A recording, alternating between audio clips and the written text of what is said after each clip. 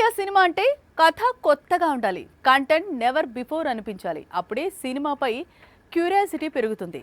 రిలీజ్కు ముందే business complete అవుతుంది. ఇప్పుడు డ్రాగన్ కోసం ఇలాంటి ఫార్ములానే వాడుతున్నాడు ప్రశాంత్ నీల్.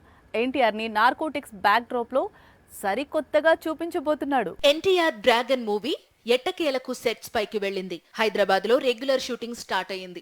దాదాపు 3000 మంది జూనియర్ ఆర్టిస్టులపై ఫస్ట్ సీన్ తెరకెక్కించాడట ప్రశాంత్ నీల్. దీంతో ఈ సినిమా బ్యాక్ డ్రాప్ ఏంటి, కథ ఎక్కడ సాగుతుంది అన్న చర్చ మొదలైంది. NTR Neel cinema 1960 golden triangle నేపథ్యంలో సాగుతుందట. కథంతా ఒకప్పటి బెంగాల్ స్టేట్ ని బేస్ చేసుకుని ఉంటుందట.